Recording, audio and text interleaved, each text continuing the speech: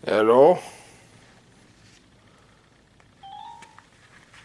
Okay, so perhaps when your batteries run out, which happens pretty early when your ATP gets sapped, drained, used, then your super high-powered battery drops a little bit. Okay? Now perhaps this is an evolutionary fail-safe to keep us from ripping our muscles too much to where we can't repair them. Now anabolism may still be induced, provided you use your ATP wisely. Okay? But you might not get that anabolic opportunity if you did something like, let's say, slowly running 10 miles.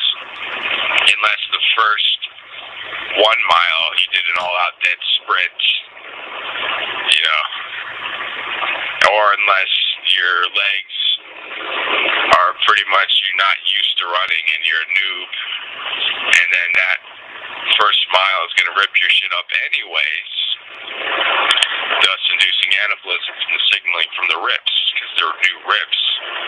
But if your muscles are already conditioned and you're used to running, then that run isn't going to rip anything. Your muscles are like, okay, we've always done this.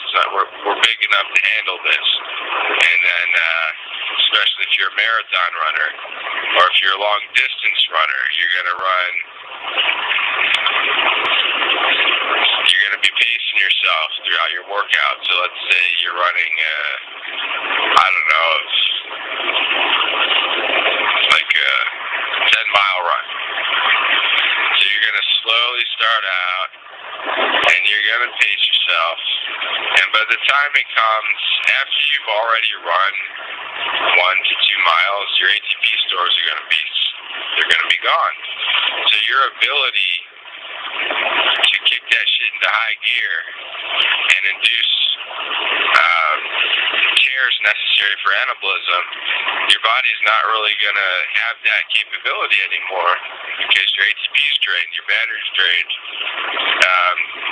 I'm not saying that you've hit the wall, but you've hit that first barrier, meaning ATP drainage. The ATP is going to be lower, a lot lower.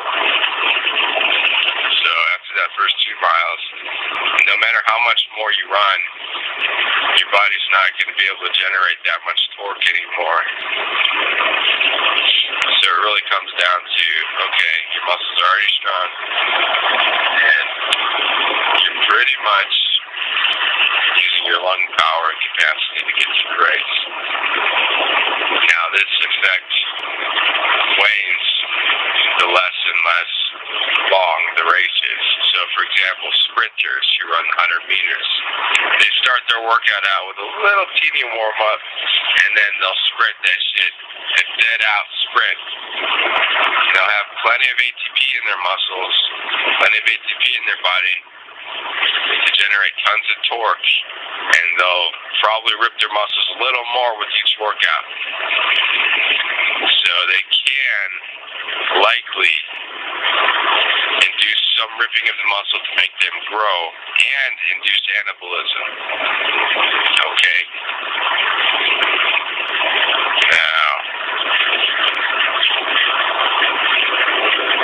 so a sprinter over time, without even doing squats or deadlifts, might be able to over time squat close to 400 pounds because they're always getting enough sleep and always having enough ATP for their workouts, and they're concentrating their ATP into those short bursts of energy, and they're not wasting it by doing warm-up runs that are like 1, 2, 3 miles long at a slow pace. Because your ATP will burn off faster. If you first off, at least you get stretched out so you don't injure yourself, but you go right into those speed sprints, and you're concentrating your ATP into ripping your muscles, thereby stimulating anabolism and muscle rippage and muscle growth. Mind you, if you're a marathon runner and you run 10 miles, 20 miles, even if your ATP is drained, even if you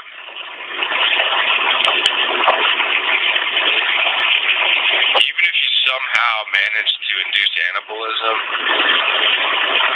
through other means, let's say say like the marathon runner is on steroids, or the marathon runner is,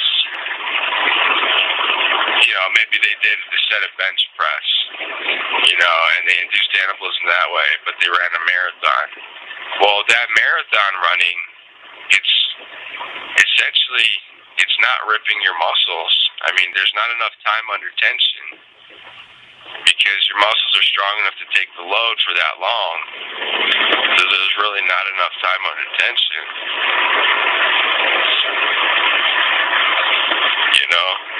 Or maybe there is. Maybe there is enough time under tension. That's right.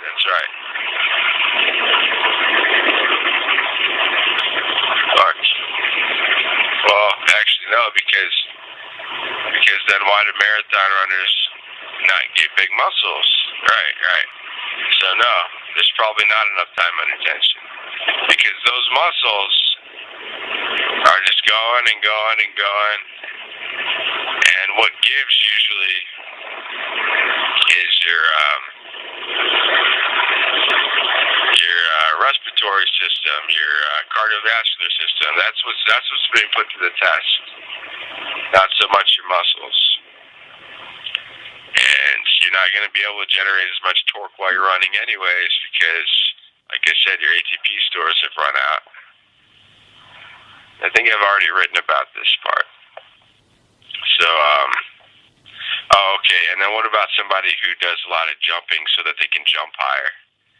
Like someone who does a lot of jumping, if they go into the gym fully rested, fully stored up ATP, and then they do a whole bunch of jumps to the rim so that they can dunk the basketball and become a higher jumper.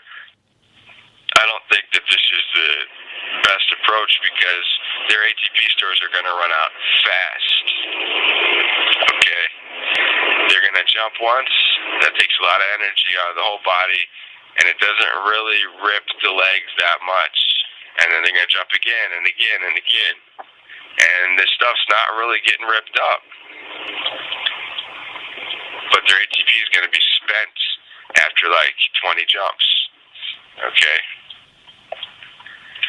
So if you're trying to, and this similar could be true to sprinting, but sprinting, I think, gives you a little bit more opportunity to tax the muscle than jumping, because jumping is like, I jumped,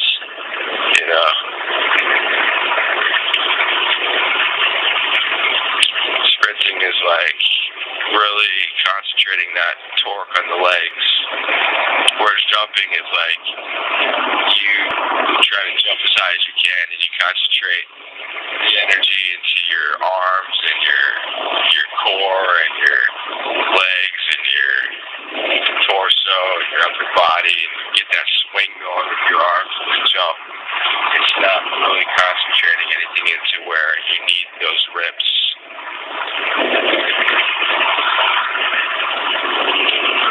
And you're not really going to be able to generate that kind of torque if that ATP is burned out. So, if you want to be able to jump higher, maybe sprint training would help with that. If you're a sprinter, maybe that would make you a higher jumper too. And then there's a surefire way, even if your ATP is spent, there is a surefire way to induce anabolism and induce muscle rips, and that would be through doing squats. Not too much, mind you, it's by literature on strength training properly, and doing deadlifts. Because what you're doing, if you're doing squats with weights, you're forcing the muscles to rip, and you're putting external weight on rather than weight from your own internal torque system. So you don't need your own ATP to rip your muscle if you're squatting weight. You don't need to generate internal force because it's being placed on your body externally. So that will induce rips, and it will induce anabolism, and it will induce muscle protein synthesis, and it will induce gains and muscle growth.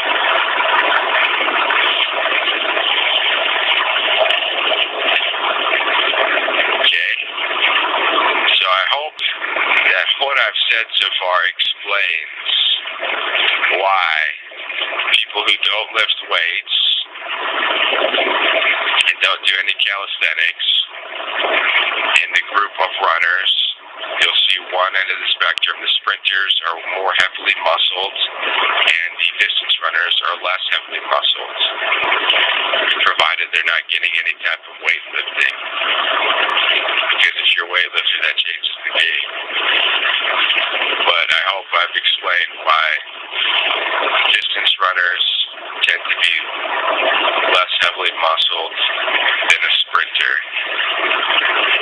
even following the same diet and the resting routine. Sprinting will actually yield a heavily muscled individual, whereas distance will not. I hope I cleared up that confusion. The same probably applies to swimmers. You swim hard, you rip your shit up. You swim light, you don't really rip anything up. Okay. Fast swimmers, swimming sprinters, more heavily muscle than distance swimmers. Okay. Butterfly takes a lot of torque out of the muscle. Butterfly swimmers, especially butterfly sprinters, more heavily muscled than butterfly distance swimmers. Alright. I hope I've cleared up some confusion.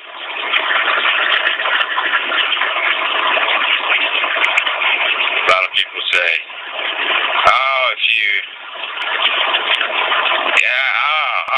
running burns off your muscle.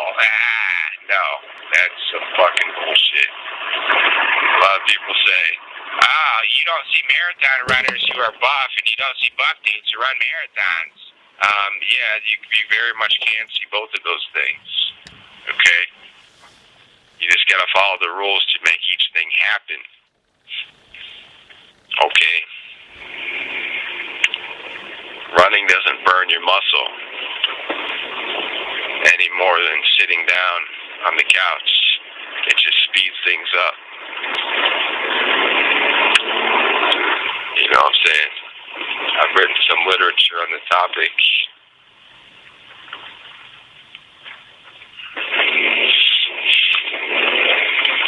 So I hope this clears up some confusion.